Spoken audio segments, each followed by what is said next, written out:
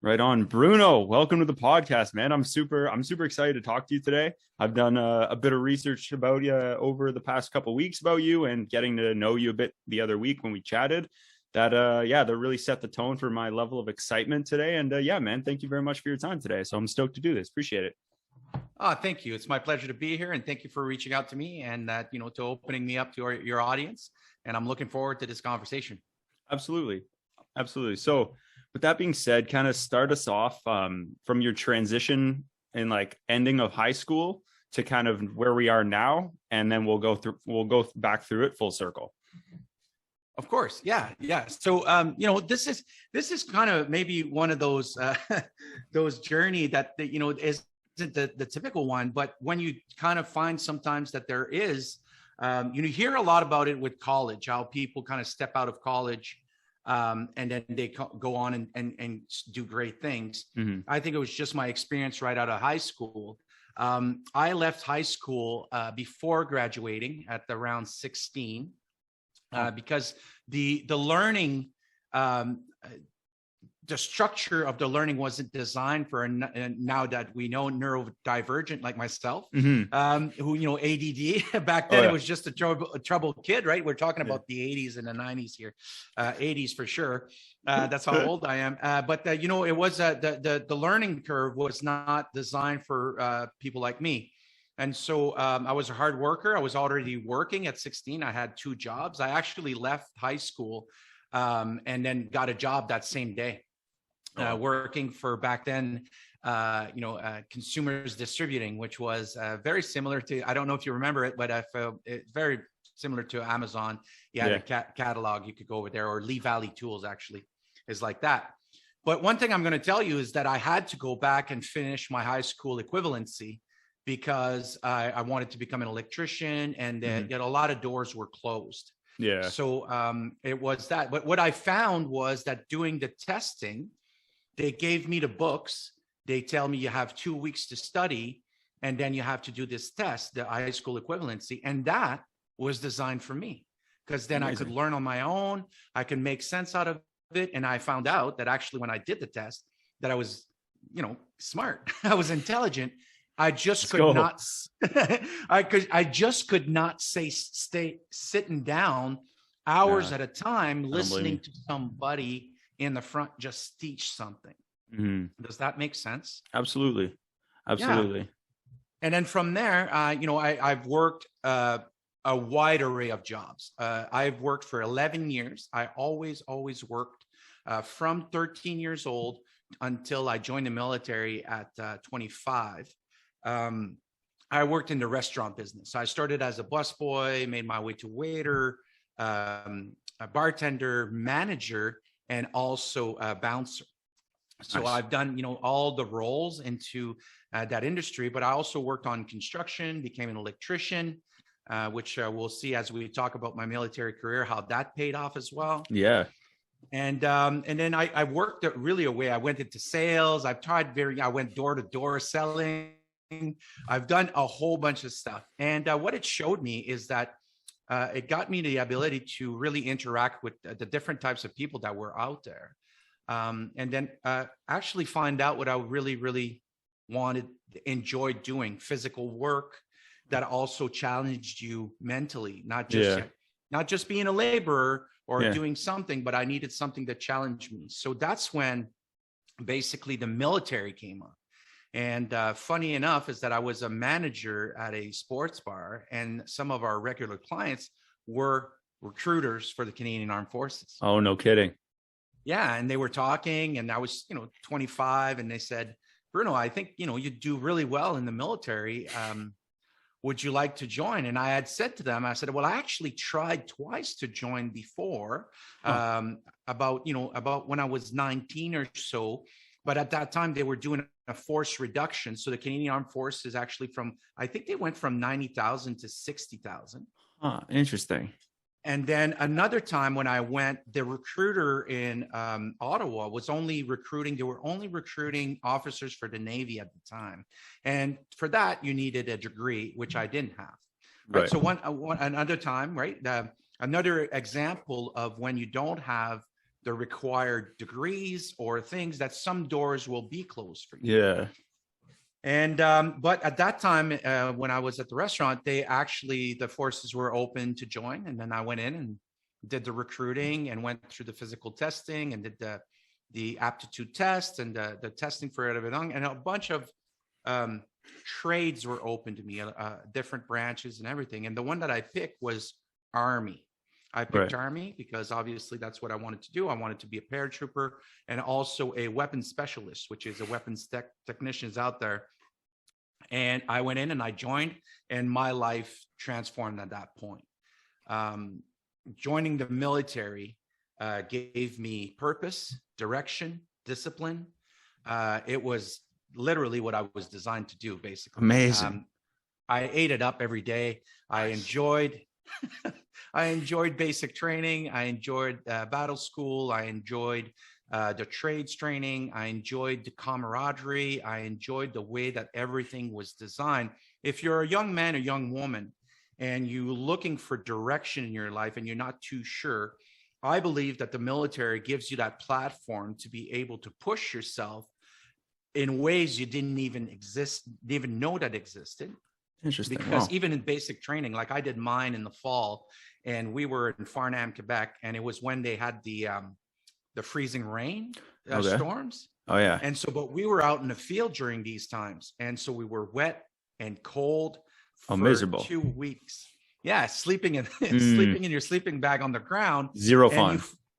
Well, you would think so. A little bit, eh? Like now today, if you ask me at 48 years old if I want to go sleep in the freezing rain, I would say not really. Like, not today, not this time. Yeah. It's because I've done it, right? But the thing is, back then, it showed me that even though we were so many people in this course, that I had an ability to really switch on the mindset and to continue to push through difficult challenge, right? And so the military really showed me how to, who I was basically and what I was capable of. How did you make those kind of decisions in your military career about what you wanted to pursue and what you didn't? Because it sounds like there was a lot available in terms of branches and skills that you could kind of get really good at, right? Like, how were you able to kind of make those choices? Because it sounds like there was a lot available. There is. And there is what is very attractive, or what should I say?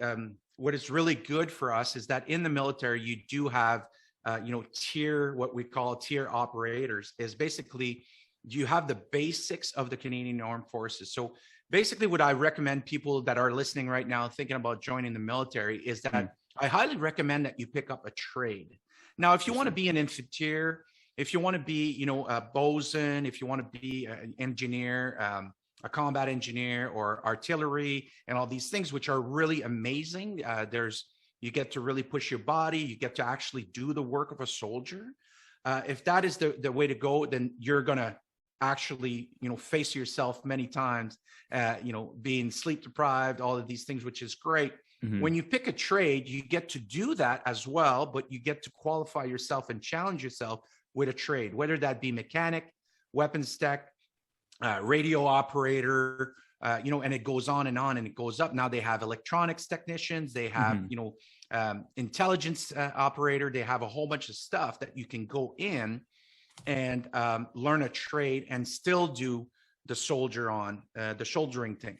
Right. And what I'm going to tell you is that you need to have a foot in the door. It's like anything else, right? You'll go to university. Let's just say you finish high school, which we're talking about. And then I'm not too sure where to go. Well, you have trade school, or you'll have college, or you'll have university. Right. And then once you get into those doors, you kind of basically, unless you really know what you want to do, you'll pick like a basic general, from my understanding, obviously, you'll pick like a general kind of degree. I'm going to get science and everything. Yeah, that's how she goes. Yeah. And then after you've chosen that, then you have a doors opening of different kind of specializations that you can do. The military provides that as well.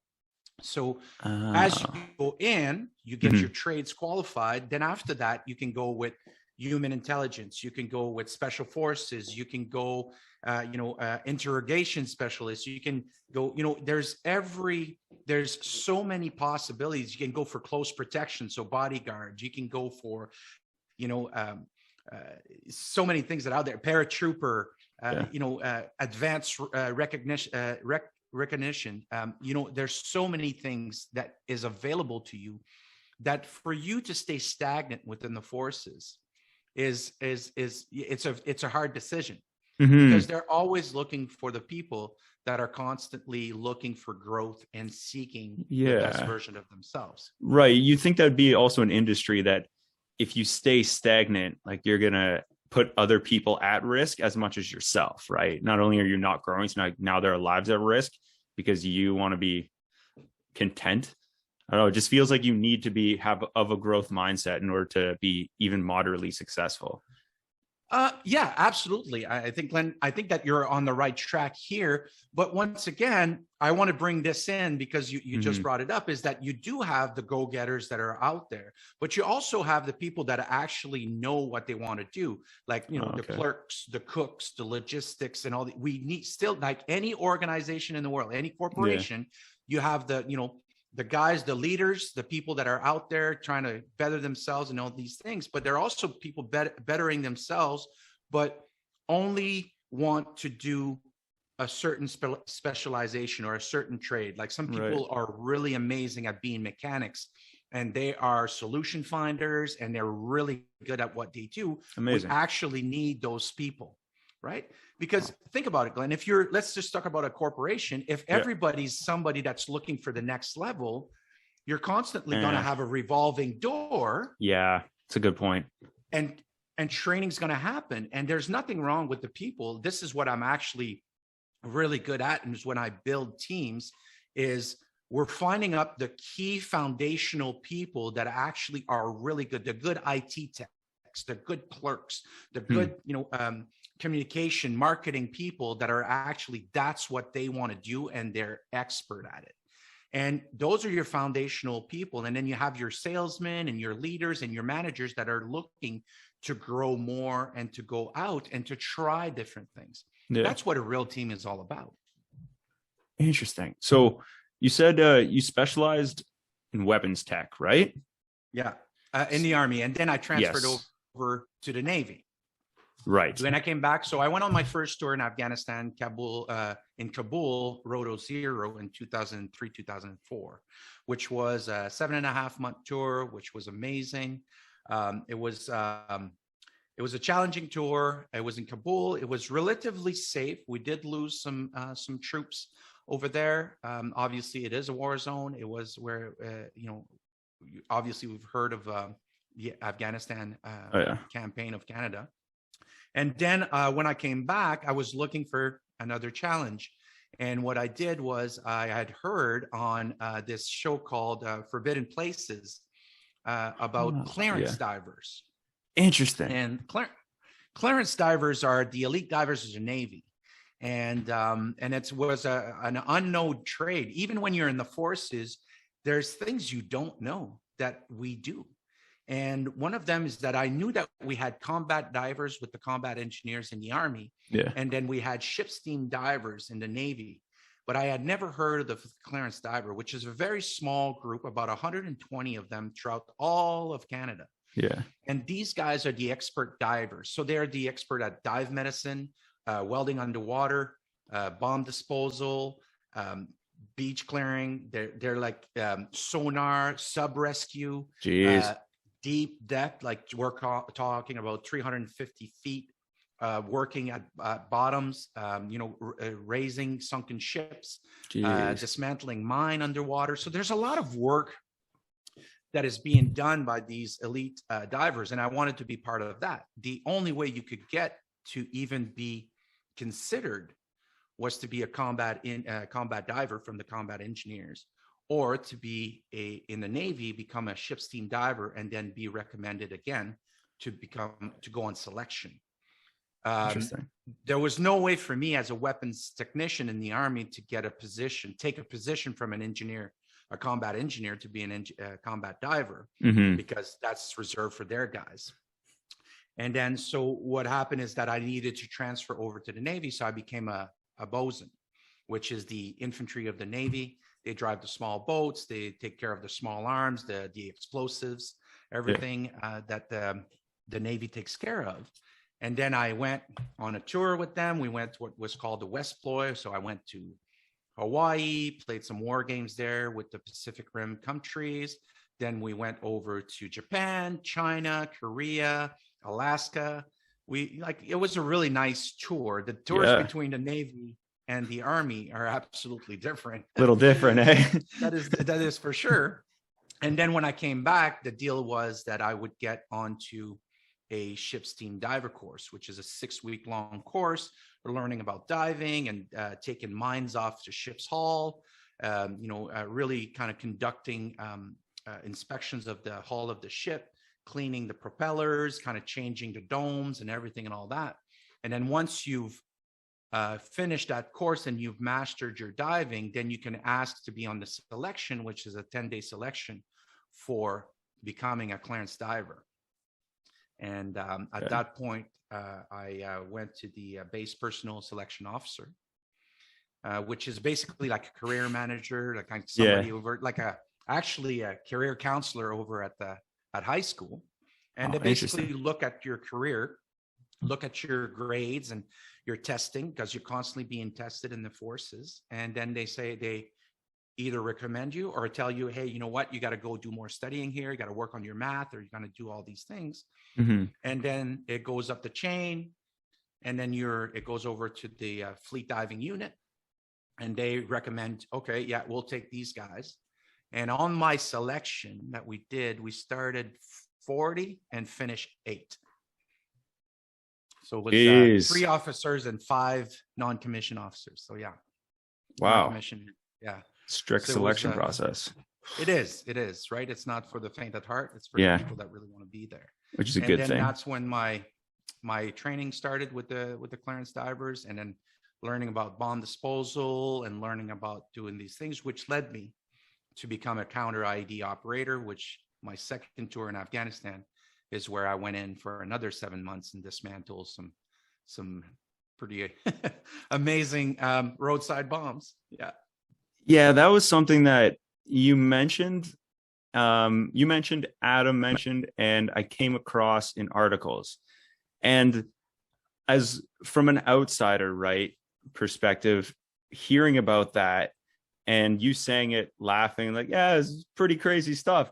It's like, we can't wrap our heads around that, because as much as it's like, oh, that sounds really cool, it's like, that's dangerous.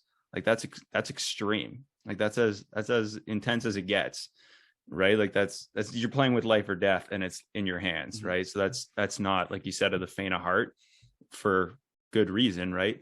And I just want to know, kind of take us through what that's like those very intense moments where you're diffusing suicide vests or you're messing with IEDs. Like, how does that, just try to put it in perspective for someone like myself or friends or audience members of mine who maybe don't know the risk or the putting themselves in those shoes to fully understand that situation, if you can. No, of course.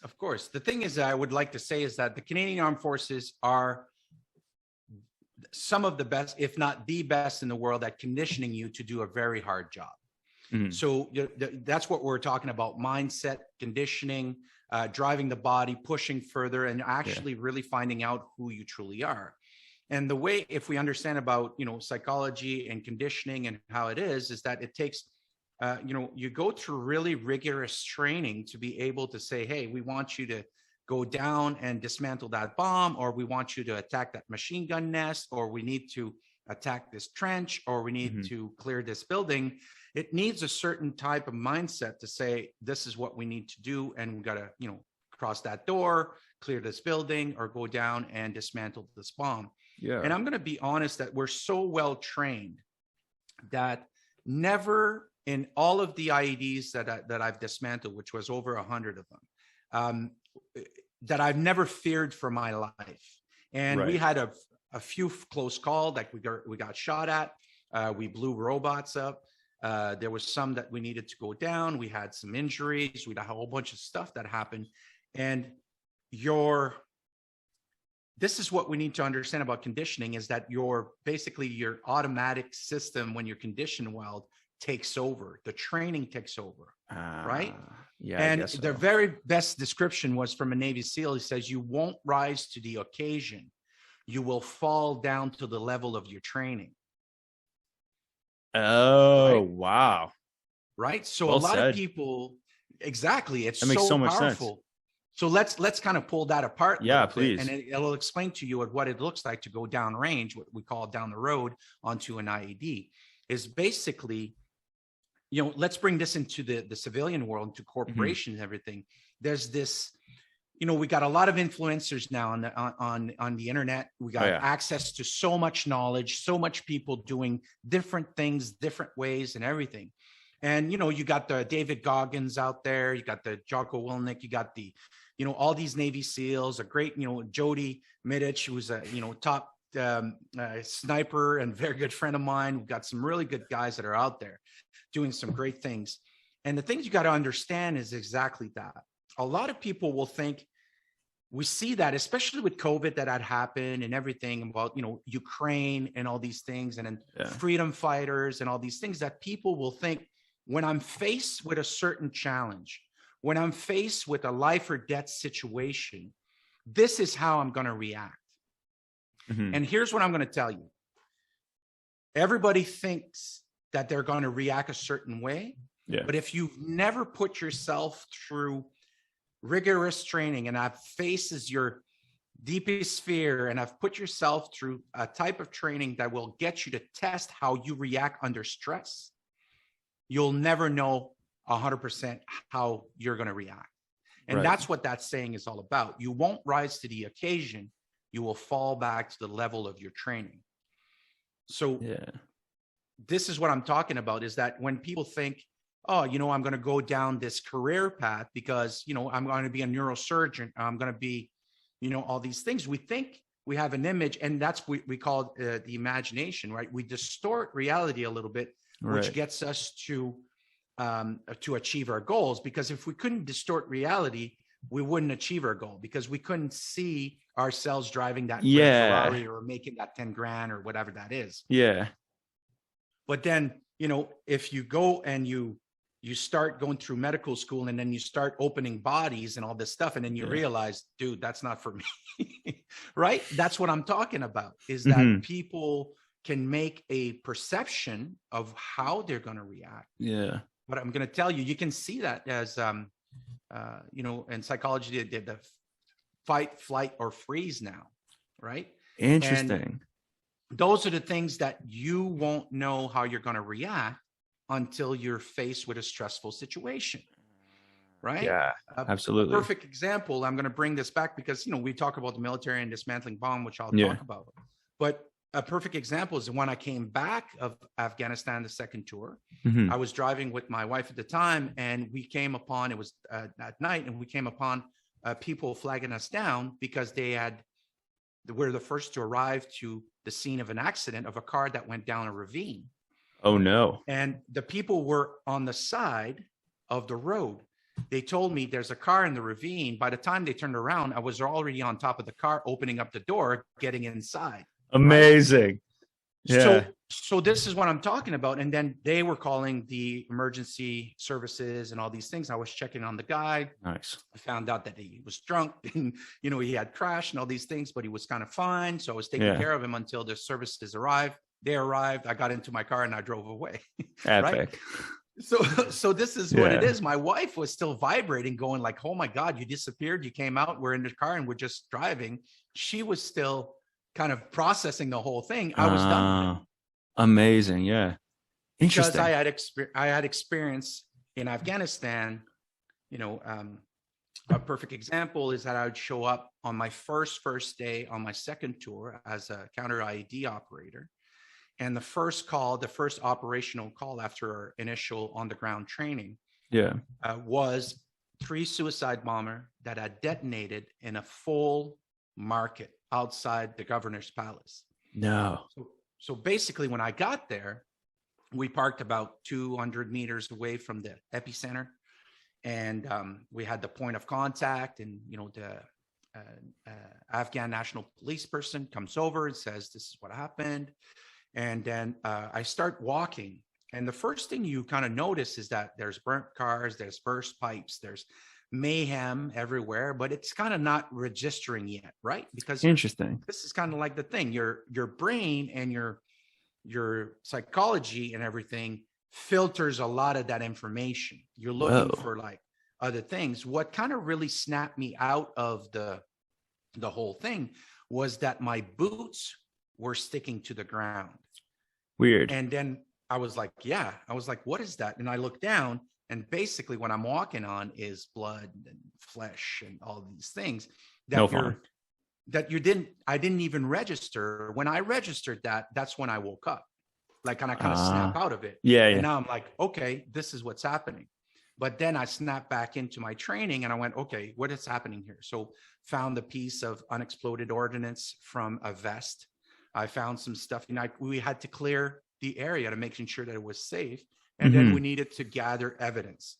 That set the tone for the 7 months following, because we would get called for already exploded IED with, either Allied or Canadian troops that had blown up, and we had to go and secure and clear the scene, or we were called to a school that had been blown up, called to a public place that had been blown up, or we had been called many, many times on, this is where we found an IED. We need you guys to come over, whether it was the American, the Special Forces, or ourselves. We were extremely busy. Our day was comprised of starting at 5 o'clock in the morning. We'd get our first calls. We were out of the camp by 6 o'clock, and we'd come back at last light, which was usually 9 o'clock, 10 o'clock at night, because we were there during the summer. And then after that is replenishing our stores, making sure we got all our shapes and our explosives ready. Everything is good to go. The truck is fueled. The ammunition is replenished and everything. And then I had to do the reports of everything for the intelligence and put in the evidence and all that stuff. So there was a lot of work being done over there. And it kind of like, it was an exciting time, because you got to do really what you were trained to do. Yeah. And once again, I'll reiterate that I never feared for my life. The guys that I had beside me were switched on and very professional, and we had a really small team. And the other times it's just that my training was at a very high standard, and I'm actually very grateful that we're trained that way in the Canadian Armed Forces. Yeah, no kidding. It sounds like the importance of training, and I think in general for high stress and high pressure, I think, like you said, it falls into your training. And the way that kind of my one like extreme example we'll use is when I was working in Ottawa, because I lived there for 4 years. So when I was working as a lifeguard, there was a gentleman who had a heart attack, and I responded first. Like right away, we did our compressions, the whole team, everybody professional, knew the steps. There was nobody that was like, oh no, what are we doing? Freaking out, thankfully. So the gentleman ended up living. But looking back as the years have kind of gone by, and I was, I think, in 2017 in early February, but every time I look back on it, thinking I'd never had that exact scenario set up for me where it was nearly as high stress, but the training, the amount of like first aid courses and like lifeguarding courses and just general response emergency courses that I've taken throughout the years kind of paid off in that moment, but the stress was never the same. Right. So I'm wondering, like, how do you train that stress, or is it just like repetition so that your body takes over? That is, you got the 2 points, right? So basically this guy having a heart attack for you was your crucible, was the testing of all of your training. Absolutely. And how do we condition somebody to do is to anchor that training in by absolutely this, right? We know for a fact that science has proven that you need 10,000 high quality hours to master a skill, or, master an instrument, master a movement, or something that is. So that's why it's so important to put in your time into that training. And you want to be able to train as close as possible to the real thing, right? So in the military, we use the term that says train like you fight. right? Yeah. So basically we're talking about, now it's getting even more and more real. We have live ammo, right? Live ammo exercise. We have, as you get to a certain level, everything is live. Everything is, we're training with real bullets going through it. We also have simunition, which is these kind of like, it's kind of like airsoft, but it's actually a real bullet with a plastic tip, which has a little bit of powder in it. Yeah. And then it kind of marks, and you got to wear the gear and all that stuff. But then it actually, this is what it would feel like to be shot. And this is what it feels like under actual gunfire. Yeah. And, you know, and we train as much as we can towards the real thing. And that's kind of like as close as you can to being put into a stressful situation.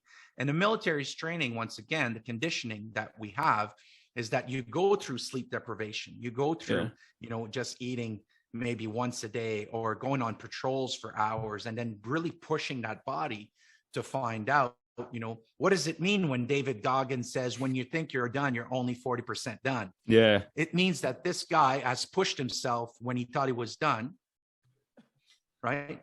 And then after that, he found out that he wasn't actually done, which is what we realized. And then after that, he pushed further, and that every time he was raising that bar. And I wish that there was opportunities like this in the civilian world, which there are ways that you can push yourself and really face some really challenging times. That's why everybody was always captivated by Survivor or something like that, right? The reality show. Yeah. Right.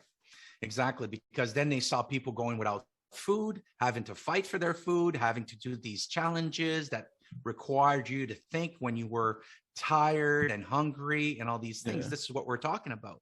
Fighting, getting as close as possible to the real thing. And I think it's very, very, just in general for human psychology and the brain, in order to kind of adapt. I think now, as like the years have progressed and we've evolved in like technology and stuff, the world has kind of become way more ergonomic, which a friend of mine used to call it like a way to basically be like lazy, like high-end laziness or something like that. Anyways, that was the way we kind of looked at it, right? Where the world's kind of becoming more and more like opposed to stress, but everybody's getting stressed out a lot easier nowadays. But I find we have way less resources, or it may seem like we have less ways to deal with it, but it seems like everybody's stressed out over little things versus just nobody's calm anymore. Right? Like it seems to me, just from what I'm seeing and like friends of mine and stuff, just how bad little things affect people, right? And kind of just being able to switch it off and control it, at least, right? It's tough. And it is tough. And then, here's what we're going to say in psychology, in behavioral psychology, what we talk about is that the human brain, the human behaviors will always look for the path of least resistance. Yeah. It's a given.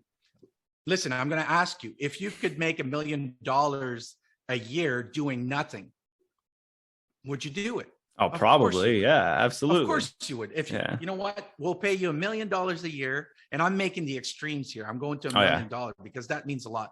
We're going to pay you $1 million a year if you just stay at home and watch Netflix. I couldn't do it. You and my brain would go nuts. But this is what mindset comes in. But here, let's take what happened over the last 2 years with COVID. Okay. Right here in Canada, we're like, a lot of people were offered, when they locked everything down, $2,000 a month. I'm going to tell you, still today, some of those people hasn't gone back to work. No. Oh no. Because they found the comfort zone of $2,000. They can live at $2,000 a month, and they can stay home and do those things and all that. And that's not evil. It's not bad. It's just the way that the brain is designed. Now, if you are somebody that has flexed that brain and changed their mindset and are seeking for self-growth, contribution, going out there and being, like you said, like, I can't stay home. I can't stay home and I would watch drive Netflix. myself crazy. Yeah. Exactly. Because you've conditioned yourself to enjoy movement, to enjoy being challenged, to find these things. And that has become your new normal. And that's why. Yeah, that has become your new normal. This is what your habits, right? We are our habits. We do every day, right? So, there is a quote out there that's it'll come to me, but it's basically how you do anything is how you do everything. Oh yeah. Right. That's it. So if you're right. And then if we take COVID again, now people have been faced with very stressful situation. Yeah. But the difference in what we went through is that it wasn't really a life or death situation.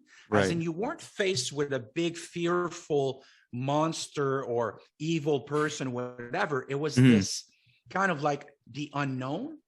And the freeze, flight, or fight can be triggered by just being hopeless and helpless and basically not knowing what you're going to do the next day, which is what the pandemic has created. Right. So people went into this mass hypnosis, this mass formation there that they're talking about, where people, once again, if they let themselves, if they haven't trained their brain to think differently outside the box, will have to, just for security itself, as a human being, as a mammal, right? As an animal, you will go and join a tribe for security, because that's what our brain has been trained for thousands of years for security. So they join either the vaccinated, not vaccinated, the informed, the not informed, and all these things. So when you see people picking sides, just kind of take a step back and look at what they're really looking for is security and certainty, right? Because certainty is a human need. Yeah. And what we have 6 human needs, which is certainty, variety, love and connection, and significance. Then we have growth and contribution, which are needs of the spirit. But let's just take certainty, right? Certainty, it could be achieved in any way. You have the people that the way that they find certainty, because of their upbringing and everything, is I'm going to find a job for the government, and I'm going to get a paycheck no matter what for 30 years. I'm going to get a pension. I'm going to get benefits. I'm going to get everything. I do not need to go out there and fight for kind of like my paycheck. Right. That's looking for certainty.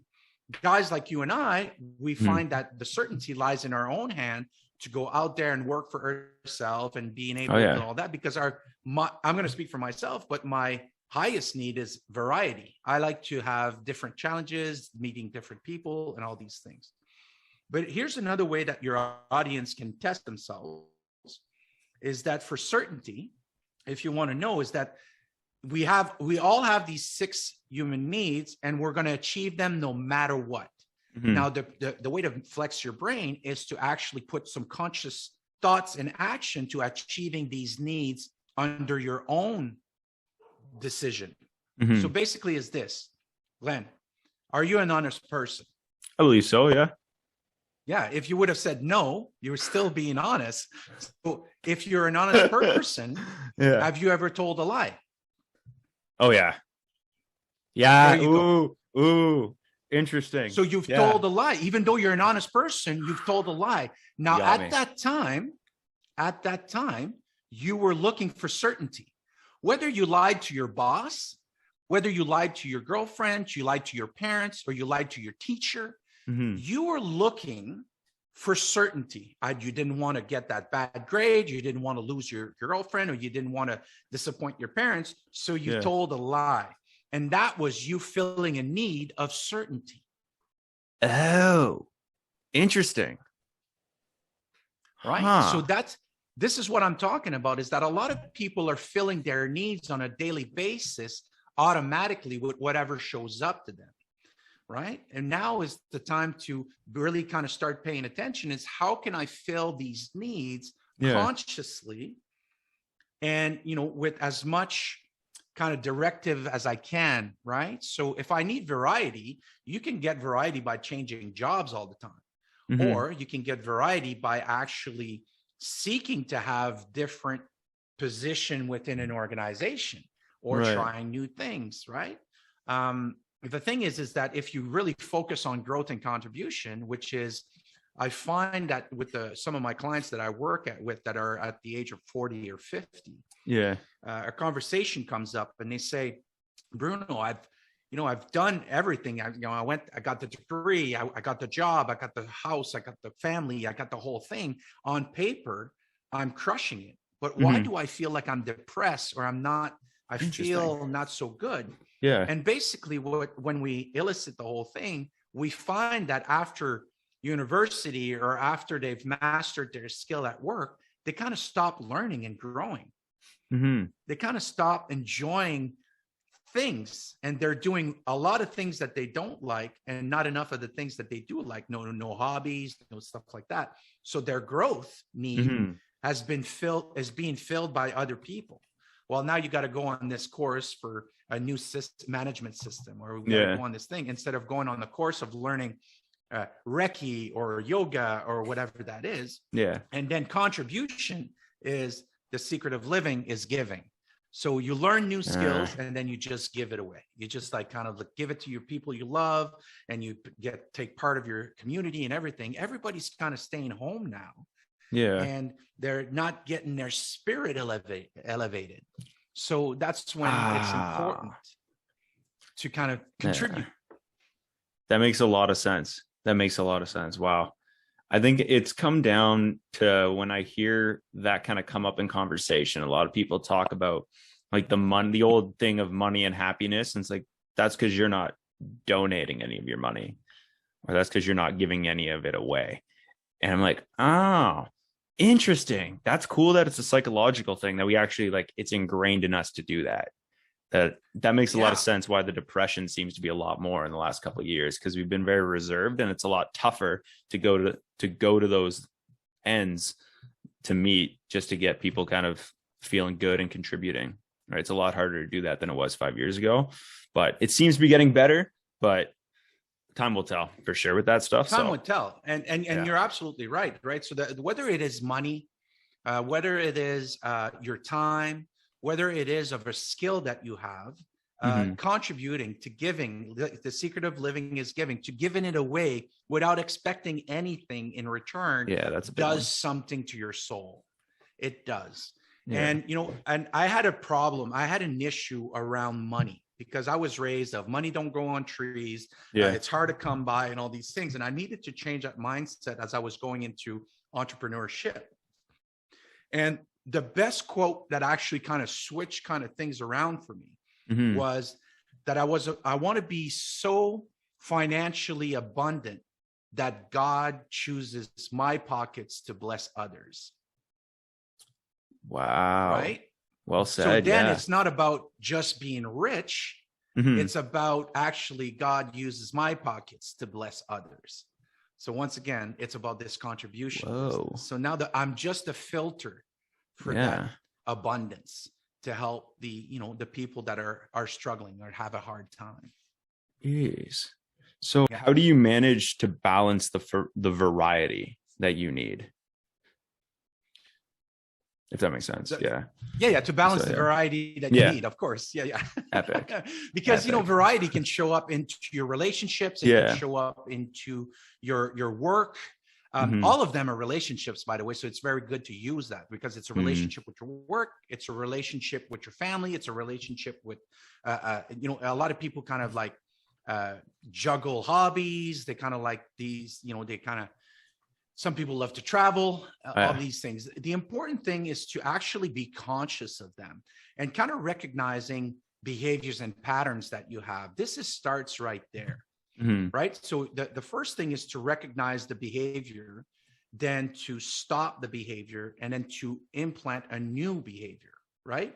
Because if you don't exchange something for something, it's not going to happen. And here's what I'm going to tell you, whether that any behavior, and that's from neuro-linguistic programming, is that behind every single behavior, there's a positive intention. Right.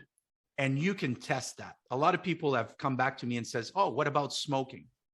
Okay, right. That's not a good behavior, Bruno. I says, you're absolutely right. Now we know that smoking is not healthy for you and everything, but here's what it does. If you ask a smoker and you actually break it down, the first thing they do, they take time for themselves away from their desk or whatever that is. That's the first thing. Yeah. Then the second thing they do is they go outside, they gather their thoughts. And what's the first thing they do once they light up? They take a deep breath in and a cleansing exhales. That's the first one they go, and they go, oh yeah, man, now I feel better. Right. And then they take some deep, and they regulate their breathing, which now we know that you can achieve breath work. Yeah. So now you can actually relook at the behavior. I'm not saying to go out and smoking, but if you're looking at stopping smoking, start looking to breath work. Interesting. Start looking about stepping away from your desk or whatever it is, your position in your career, for about, a couple of times a day for about 15 to 20 minutes. Go over and take time for yourself, and then start working on different breath work, alternating nostrils, the box breathing, whatever that is. Or, there's the wave breathing, there's the ocean shores, there's a whole bunch of them. They're out there. There's like thousands of them. Oh yeah. But basically, that's just what people are looking for. Interesting. Right?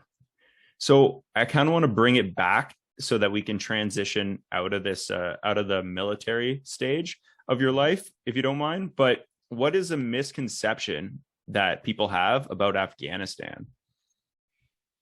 Oh, wow. Yeah. I was holding on to that because every time I read about it, I'm like, it seems like there's this one image and it's all just highlights of the news about all bad. So I'm wondering, from somebody who's been there a handful of times, if there's any misconceptions. The misconception that people have, I'm going to get real here. And amazing. Some people might not be happy about this, but here's what I'm going to tell you. First of all, Afghanistan was a proxy war. There was no bad people hiding in Afghanistan. The reason why Afghanistan has always been, it's called, actually, if you do read about history, is that it's the swallower of empires. A lot of empires has tried to conquer Afghanistan, starting from Britain to UK, to Russia, to America, all these things. It's never been done. The people of Afghanistan, first of all, are beautiful people. The country is beautiful, even though that it's been destroyed by decades and if not centuries of war. The people are extremely welcoming. They're very patient. They're just looking at living their daily life, just like us, taking care of their family, going to work, having somewhat of a normal life. Every time we went on patrol, they invited us inside to have naan bread and tea and all these things.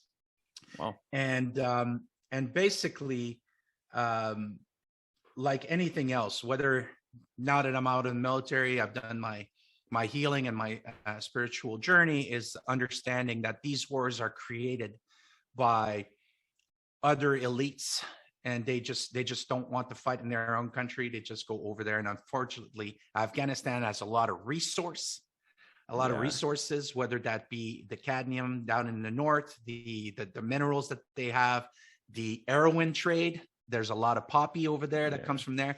Isn't that when the Taliban Taliban got in? I'm going to tell you this. Yeah. Sorry. Oh, okay. We're good. We're back. Okay. Yeah. So when actually in the 90s, I believe, when the Taliban took over the power, they started destroying all the poppy fields. And they're the biggest producers of poppies, of heroin in the world. And basically it kind of set the whole entire drug world upside down, and which actually a lot of countries' system operates on the fight against war, and then these system got upside down. So I'm going to tell you that is also a cause of sending troops over there, because once they sent troops over there, that market kind of reinvigorated. Even though they were saying we were destroying some of the poppy fields over there, I'm going to tell you that was also a case. There's a lot of resources in Afghanistan. So the misconception is that there was bad people over there, that this country is not a good country, and that's not true. That is the misconception. It's one of those ones that the videos that I see it all seems bad, but the one or two or the stories that I hear from people who've been there, like, it's, well, in this case, right? It's just incredible, and it makes you want to like visit it, but at the same time, I don't think it's a tourist destination. At the same time, not at this moment, no. But I highly recommend your audience to do some research, historical research on Afghanistan. And in the 60s and 70s, they were top leading in fashion. They were on the Silk Road, right? If you go, there's a big stadium with the Olympic rings. They were actually going to bid for the Olympics. The minute that all that started going aside was when they banished the Shah, and they got rid of their royalty and all this thing. And then it started to take a dump because Russia wanted to run a pipeline through it. They wanted to get some of the resource. The Americans started saying, no, we don't want you to have that. And this Cold War business, and it destroyed Afghanistan. It was a beautiful country. It's a beautiful country. Yeah. That's really cool. That's good to know that it's kind of, now's not a good time maybe to visit, but that it is something worth seeing. So taking us kind of through the transition then, what was your process like leaving the military into the business world and becoming an entrepreneur? Like, what was that like? Wow. Yeah. So basically, the decision to leave the military was made for me. When I came back from my second tour, not long after that, maybe 6 months after that, I started exhibiting symptoms of post-traumatic stress disorder. Because here's what I'm going to tell you: nothing we did over there was normal. Yeah. So and then your body and your brain and your psyche and your soul go like, what we saw was not normal. We need to be able to process this. And that's when post-traumatic stress starts showing up, and anxiety and depression and the nightmares and the everything starts to play games on you, and you start to realize that things are not okay. So I reached out to the medical system of the military. They took extremely good care of me, and then they diagnosed me with post-traumatic stress disorder.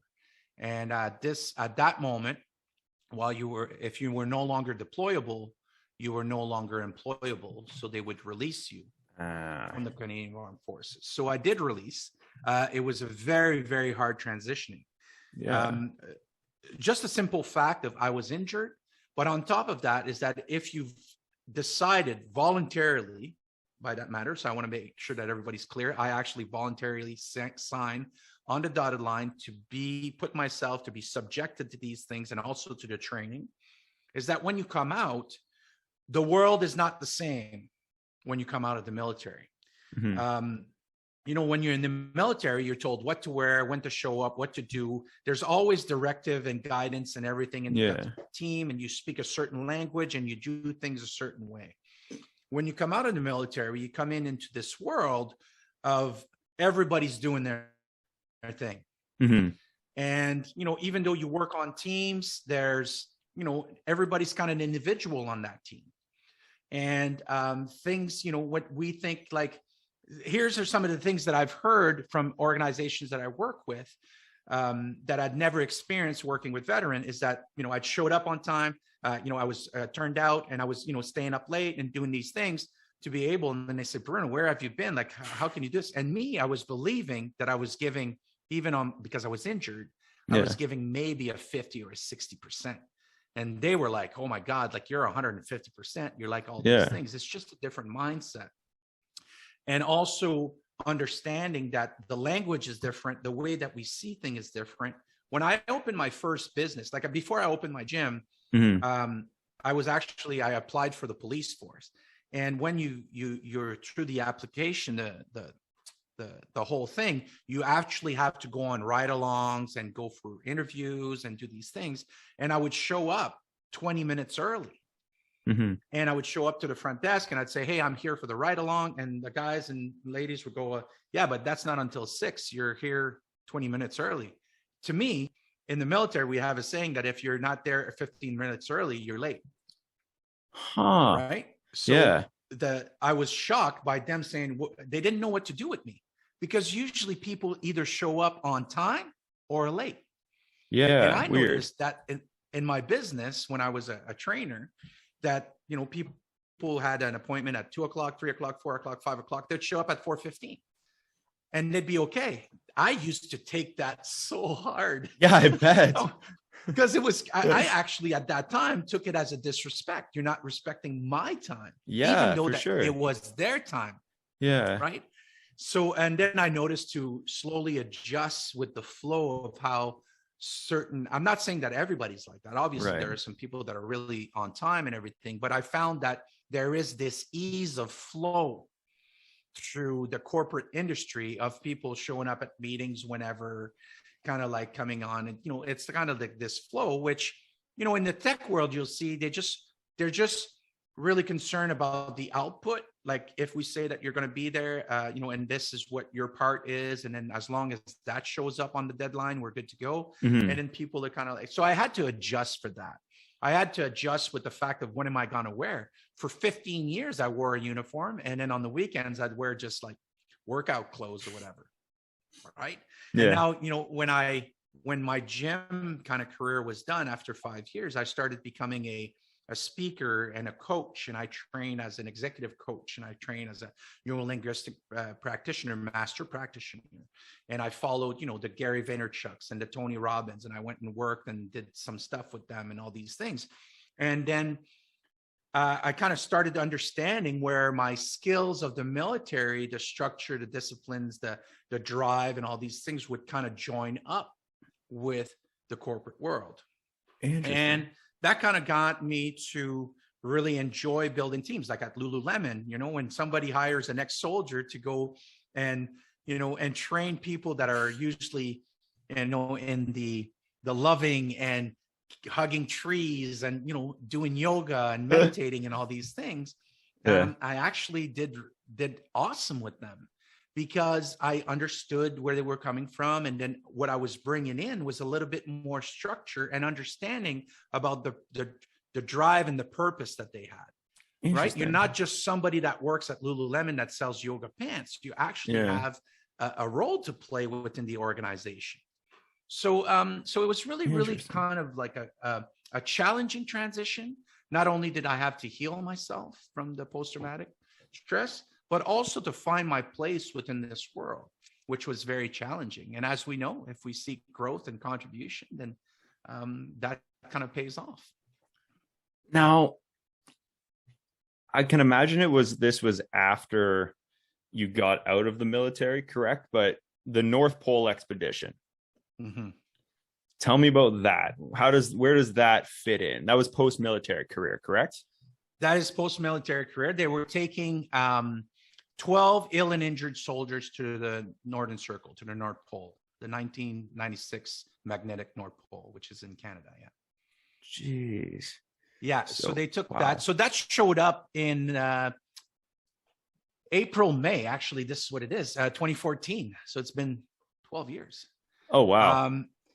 And basically, somebody that I had met, a retired general, Michel Maisonneuve, I had met through, doing some talks and helping veterans around and all these things. And he says, Bruno, we're looking for veterans to go to the North Pole. Would you like to go? And I had just finished reading a book by Sir Richard Branson. And in there it says, if opportunity shows up, say yes and figure out how to do it later. Amazing. And so I said yes on the spot. And I had just been I only had opened my gym. Like I didn't have staff. I didn't have anything. It's a brand new gym. And I was like, how am I going to make this happen? Mm-hmm. And this is what I really want to emphasize, is that if you really want something and the opportunity shows up and you said yes, people will show up to help you if it's meant to be for you. And the community rose up. My people that, were my clients and everything, said, we'll open the gym. The person that I was renting the space, my friend Stacy, she says, you know what, we'll use my coaches to coach your class if you give us the training. Nice. All these things kind of like lined up. And then I went to the North Pole, and basically that was an incredible experience. Going to the North Pole is a beautiful thing. First of all, if you ever have a chance to go to the north of Canada, it's pristine.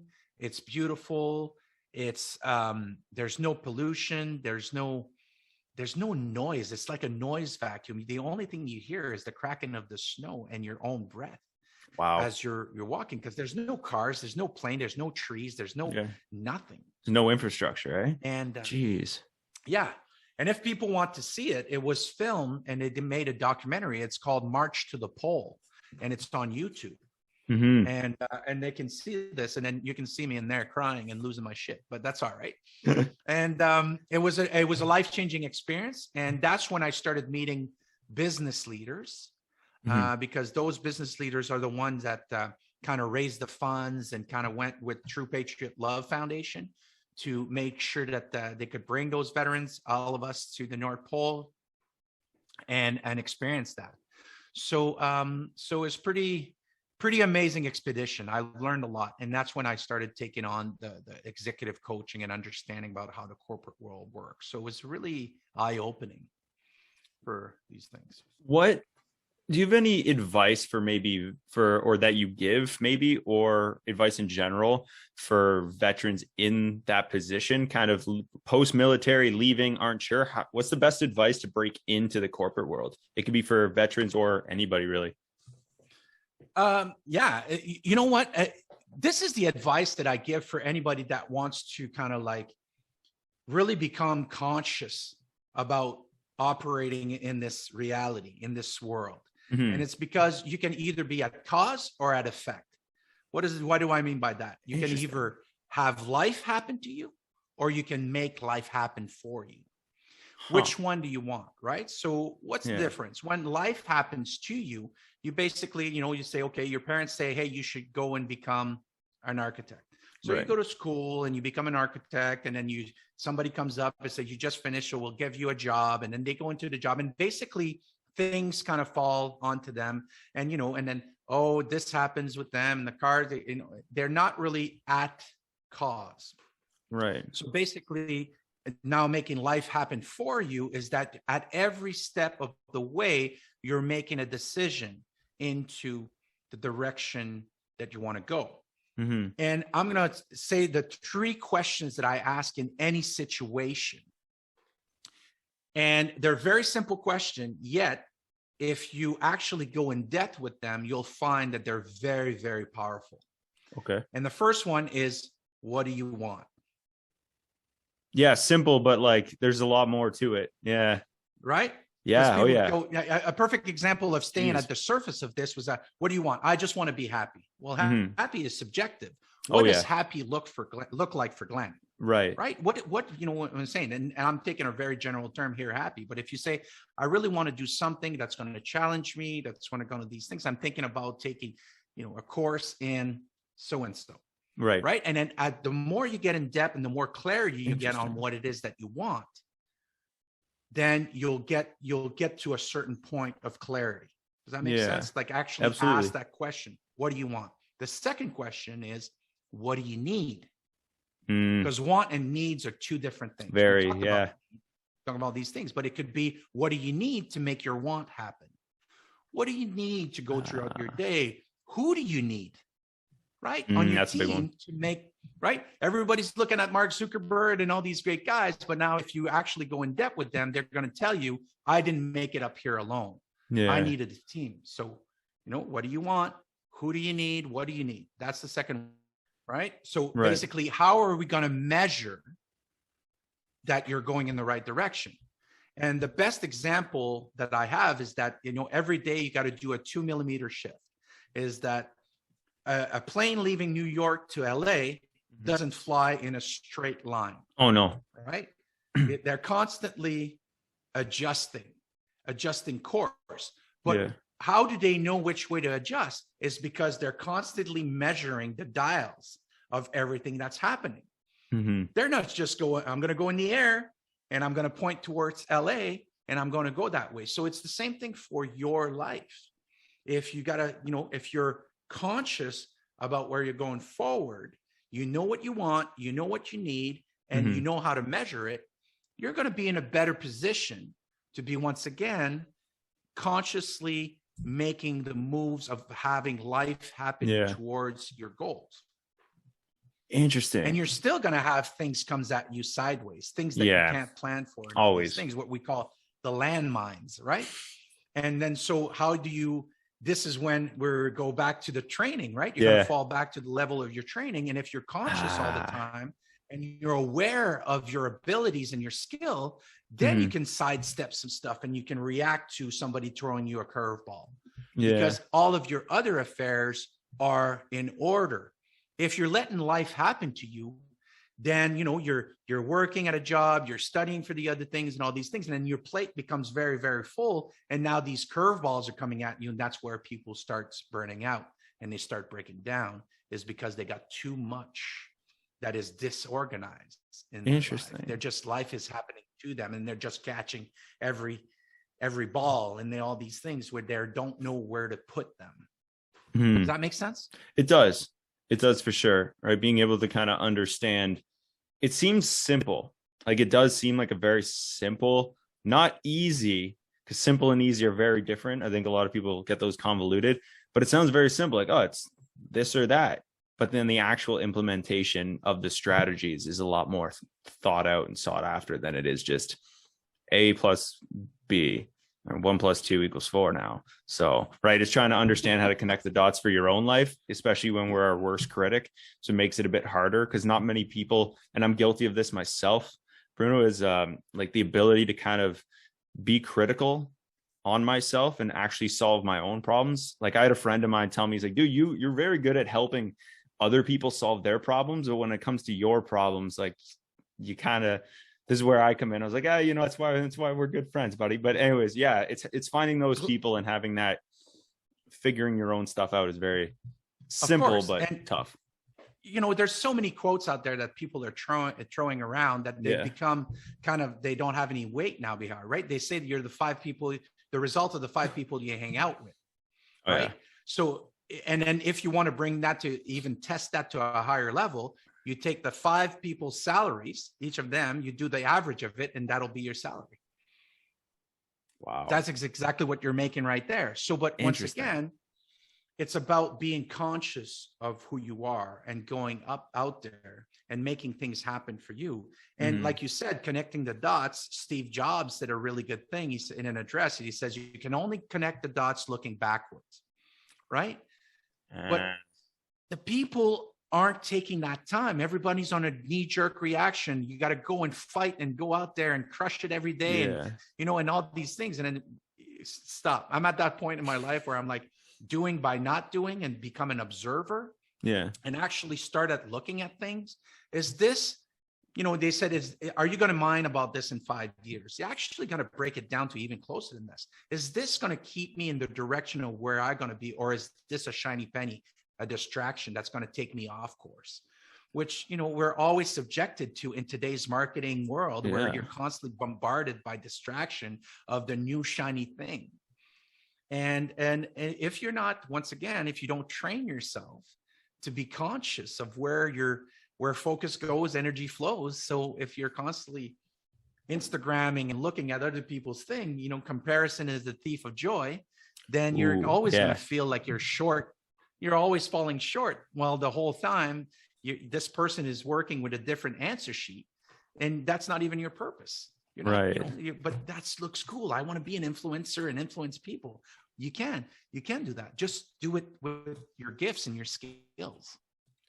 So, speaking of purpose, tell us about behind us. Tell us a bit about behind more this slick t-shirt you got going on. Tell us about purpose a little bit. Tell us about what that's all about for those of you, us who don't know, or those of you who don't know, I guess. Yeah, exactly. Purpose is actually your why. Mm-hmm.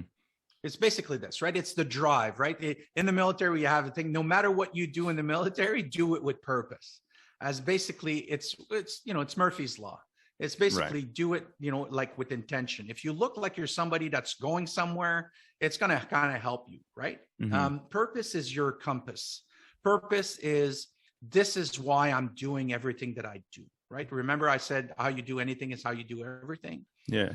And this t-shirt that I have is from a company that I consult for. And they're a really good company that's helped veterans. And then I had these t-shirts and I loved it. And I wear it all the time because it reminds me, right? Because I'm the one operating in this. On this planet, there's 7 billion different reality. My reality is driven by my purpose.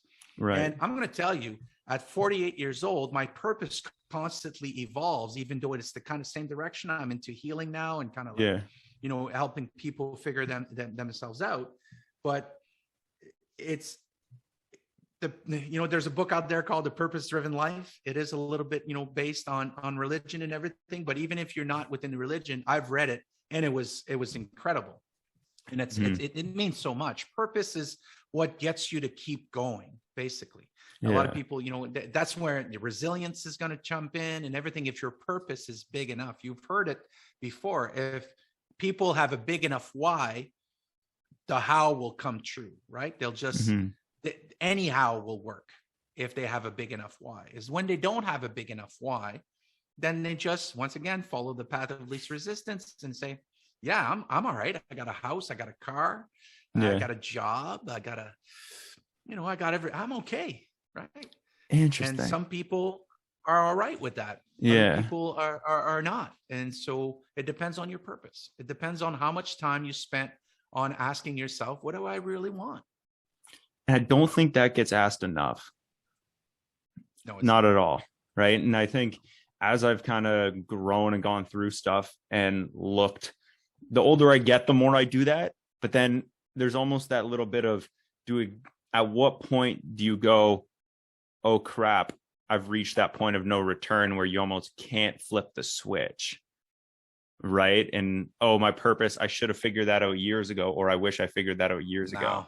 I think that's a myth. That's a myth. That's a myth. There's no such thing. There's no, here's what I'm going to tell you. There's no point of no return.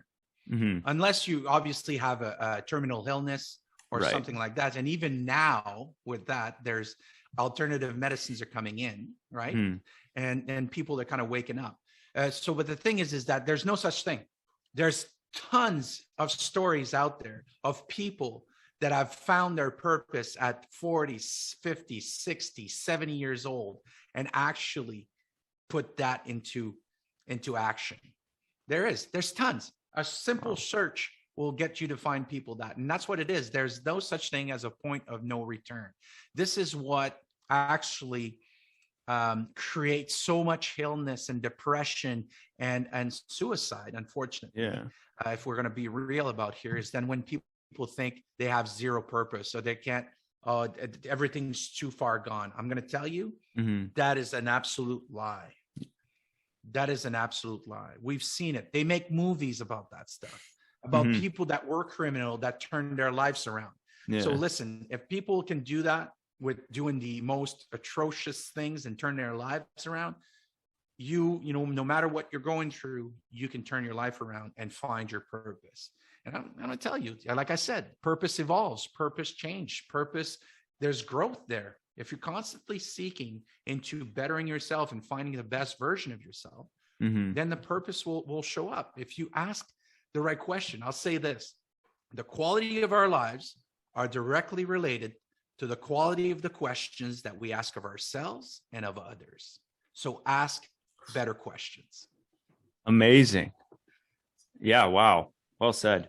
And like I said, I don't think that's done enough. And that could be like just a nature of not so much the group of people I hang out with, because I think they're pretty good, but I think in general of people my age, guys, girls in their 20 somethings, and mainly a bit of the audience as well. That's kind of what I feel the struggle is, right? And it's finding that purpose, being able to ask those questions, because it boils down to, how do you find it? How do you discover it? Right. And listen, at 20, 30 years old, I wasn't asking those questions. It's something that you basically need to fall on your face, eat a little bit of dirt, and then you go, wait a minute. These challenges are kind of getting tough. Why is that? Well, it's because I was letting life happen to me and everything. And when we talk about hanging out with the 5 people, don't get me wrong. You have different circles, people that you're just buddies with, and then you have a good time. That's important. You can't always be going out there and meeting alpha mentality people that are constantly crushing it. Like, this is just, it's not sustainable. What I'm talking about is be conscious of who you're giving your energy to. And is there, when you're in your group, are you, The Rock says it, if you're the smartest, strongest person in the room, you're in the wrong room. Interesting. Right? Yeah. But once again, it depends on what it is that you're doing, who you are, and all these things. I have groups where, I am a coach. I was a fitness coach, but now I'm an executive coach. I'm a catalyst coach. I am a healer. I help people. So in certain group, I am the leader. Right. But then I also get and seek groups that are that I'm not. I'm actually the follower, because I want to learn what they're doing. I want to improve. I want to grow, and I want to be with the best.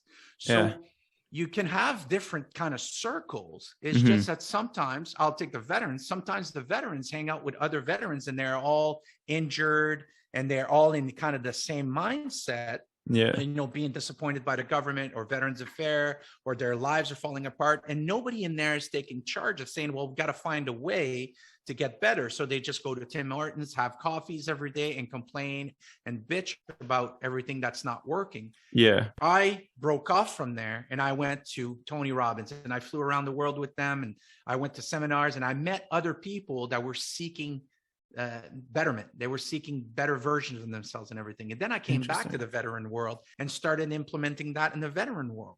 And then I got away, and I went and got my master practitioner in neurolinguistic programming. Then I came back. Then now I'm seeking a certification in the science of psychedelics for healing. And then I came back. And so it's about really being conscious and being aware of your thought process, of your behaviors, of your pattern. And it's easy to listen to a podcast and your audience at 20 or 30 years old or whatever, they're getting that, and they're saying, like Glenn, Bruno, this, oh my God, this is overwhelming. Yeah. You are correct. You're not making this up. You're dishing out, we have an hour or so to dish out this information of 48 years here. So be patient and gentle with yourself, and start by picking something that you want to work on. Right. So whether that be, think about it, Glenn, you at 20 years old, you say, okay, today we're going to find out what your life purpose is. It's a lot. That's a lot. Dude, I'm going to tell you, if you are 20 or 30 years old, it's not something you should focus on. You should actually go out there and try tons of things. You should go out there and try different sports, different food, different countries, different languages. Go out there and meet different people. The homeless person to the CEOs, to the janitor, to the subway person, to the corporate, executive, to whatever that is. Immerse yourself. Get outside your comfort zone. Immerse yourself in different things so that you can understand and have a little taste of what's out there. Because once again, if not, somebody might make that decision for you. Usually parents, family members, career counselors, teachers, professors, which are all, once again, good intention. They really want the best for you, but that's their projection, that what they think would be the best for you. The real judge is you. You know what's going to be best for you. Right.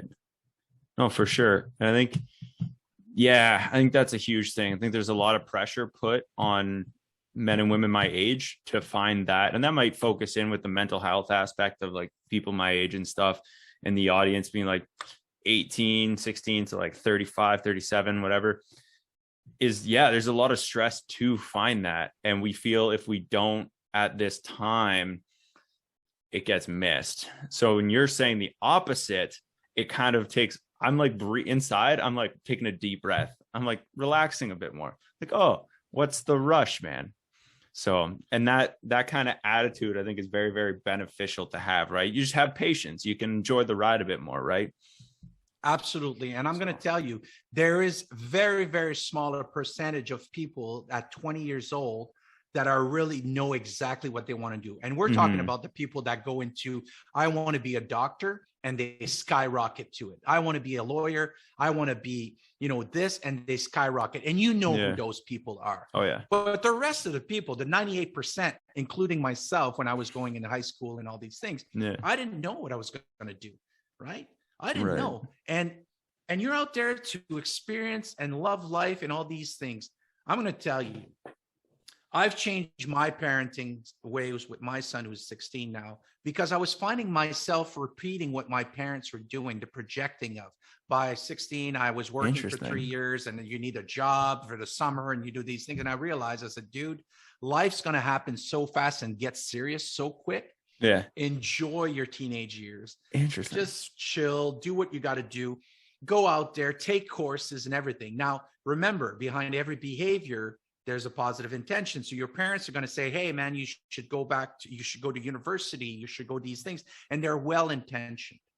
Let me tell you a little story about a CEO who's going to be he's about to be probably close to being a billionaire. So he's a millionaire, young guy, he's 50 now, and all these things. And we're friends, and we were having a discussion over breakfast. And I could feel that something was off because he wasn't really focused. He was kind of somewhere else. And I asked him, I said, hey, what's going on? And he says, oh, life. And I said, well, why don't you share with me about life, what's going on? And basically he says, well, Bruno, I'm kind of depressed. I'm kind of not feeling so good and anxious and all these things. And I said, why do you think that is? Well, my wife now wants me to kind of start slowing down and become a mentor and kind of walk away from the business and let it run. And then my kids are out of the house, and I'm on paper, once again, I'll bring that back. It says, I went to school and I got the degree. I started the business, and I've achieved everything that I needed to achieve. And now I'm kind of depressed. Mm-hmm. And I was like, oh, wow. Why do you think that you're depressed? And he says, and this is what I want you to pay attention to, language. Mm-hmm. He said, well, I've done everything everybody told me what to do. Like I've done everything I was told to do to achieve success and everything. Yeah. But I'm just depressed. Huh. And I'm like, say that again. I've done everything I was told to do, and now I'm depressed. And I was like, is that what you wanted to do? And then he sat back in his chair. He goes, what? I said, they didn't lead you wrong. You're a multimillionaire. You're actually, according to this world, you're very successful. It's working out for you. It's working out for you. So they didn't steer you wrong. But let me ask you a question and take the time to answer it. Is that what you wanted to do? Mm-hmm. And he answered, no, it's not. Dude. So it's an intense coffee. I realized at that time, even though that it was, me kind of coaching and everything. Yeah. I realized at that time, I said, how much of my life is projection from my family, teachers, people that are well-intentioned, that is not even mine. Yeah. So once again, to your audience, start asking the right questions to yourself. Yeah. What is it that I really want to do in life? And if you don't know, that's okay. That's actually a right spot to be at, because the world is your oyster. Yeah. Just allows you more options, more things to do. Jeez. And it will elevate the stress of, I got to find a career. I got to get a degree. I got to listen, go travel, which is what I love about the young generation. Mm-hmm. Right. I was having discussions before COVID with CEOs that saying these kids, they want to travel and not work and all these things. And I'm like, yeah, because they're realizing that who wants to work for a corporation for 30 years in a cubicle from 9 to 5? Yeah. Brutal. And then get only like 5 to 10 years to enjoy what you've built. They want to enjoy it now. And COVID has pushed that right up to the front, that now people want to work virtually and they don't want to go to that. Right. But what's missing is, I think there should be this hybrid world, because you still need the social connection at work. Because now if your only interaction is opening up a Zoom screen, you're not exchanging that energy. You're not doing the small talk. It's all business. Yeah. And it's important within your day. That's scientifically been proven that you need that social interaction with people. Yeah, hey, huge. Mary, how are the kids? Hey, Bob, what did you do on the weekend? Yeah, it's water cooler talk, but that makes the socialization, that significance, that love and connection, those two needs. Remember, that's what fills those up. Interesting, man. Wow. Do you have a favorite kind of career moment from coaching so far? and being a consultant. Do you have one that's so far that's kind of like your top favorite moment? Steps out. My favorite one was definitely Lululemon. Working with that team, I've learned a lot about myself. I've learned about them. They actually crushed it. It was amazing. I really enjoy working with teams, with the people on the front line and all these things. These are more getting down in the trenches, let's just say. I really enjoy this. And here's what I'm going to tell you. I actually enjoy all the moments where actually, as I'm coaching, as we're serving them, I learn about myself on a deeper level. This is the beauty of it, is that any coach that's out there, any coach that's worth their weight is going to tell you that the beauty of coaching, executive coaching, or every type of coaching that's out there, is that you're actually contributing and you're giving and you're growing and everything, but you're also learning so much about yourself by interacting with other people, because the people you interact with in your life are basically holding a mirror. Yeah. This is what it is. They're holding a mirror, and what you don't like in somebody else, it's something you don't like in yourself. What you like in somebody else is actually something you like about yourself. We're going deep into psychology here. Yeah. Wow. And so, and also, if people are out there looking for coaches, one of the first question, if not the first question, or some of the most important question, would be to ask your coach if they have a coach. Ooh. Okay. Interesting. I'm giving you a little tidbit of a secret here. If your coach says, "Oh, no, I don't have a coach," it might not be the best coach, because that means that they're selling you a product that they're not using themselves. So I have a coach.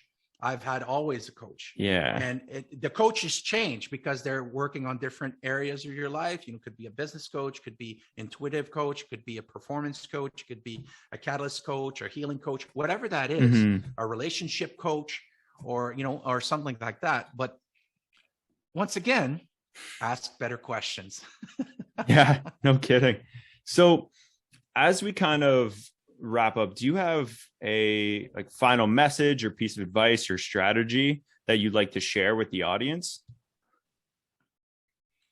Wow. I have so many, but for your audience, I think, you know what, the best one at where I am today in my life is one is really spend some time with yourself. We're constantly distracted with our phone, with Netflix, with music, with whatever everybody else is doing, because we were programmed to think we're going to miss out. And I found lately, this is the journey that I've been on, I found so much more about the world that we live in, the behaviors, patterns, and quality of humanity by spending time with myself. It was also the most challenging thing I've ever done. Wow. Spending time with yourself and really having these discussions. And once you have these discussions with yourself about, what's important to you, what are all these things? And once again, the audience is listening to this. This should be a little bit overwhelming. Just start spending some time with yourself.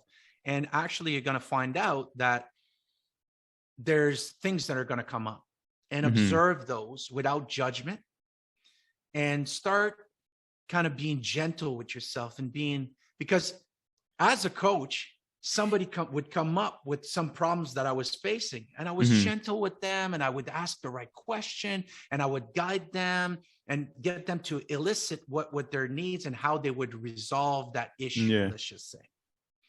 But then I would have the same issue, and I would be very harsh with myself. Come on, man, you know better. And I would like this narrative that goes on into our head that we think is coming from somewhere else, or it's not us. And then when you do kind of start turning the volume down, you're going to see, oh my God, I have multiple personalities.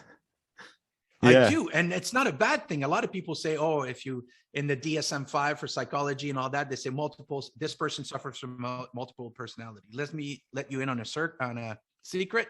We all do. Right? Yeah, Let me prove it to you, for man. sure. I'm going to prove it. We can close it at there. I said, are you the same person you are on your podcast that you are with your brother, sister, or your family? Probably No. not. No. Are you the same person that you are with me, that you are with your close friends? Yeah, I think so. Here and there. Yeah. Some more so, some no. Yeah. Right. Are you the same person you are with your girlfriend or boyfriend or significant other than you are with your mom, let's just say? Oh, God, no. No. Are you the same person with your mom that you are with somebody at work? No. These are all personalities you've created to be able to fit the world that's outside your door. Wow. That's the mask we wear. That's intense. Right? Jeez, that's profound. Wow. So the secret is to live in authenticity, to show up as who you truly are, and for the world to accept that. But what has been going on through generation is that you needed to fit the world that's outside your door.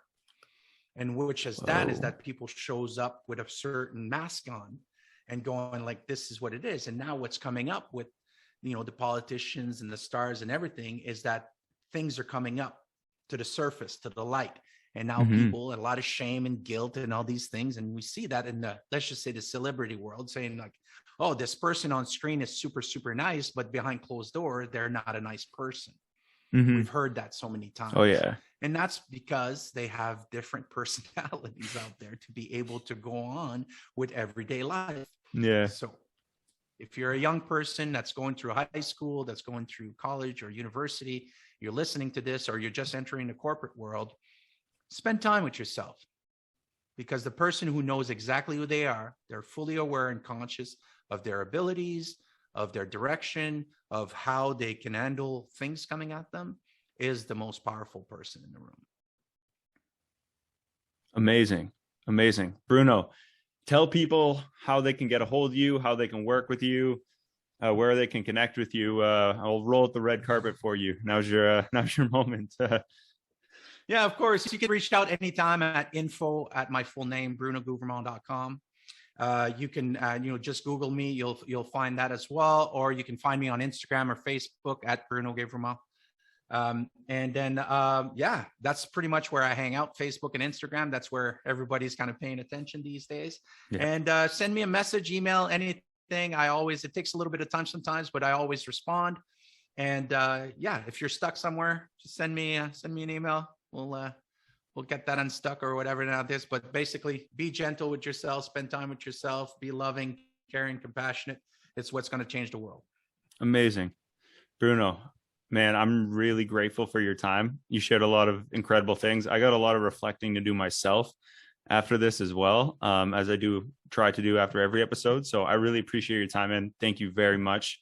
And I look forward to chatting with you again in the future. Thank you, Glenn. Thank you for having me, man. This has been amazing.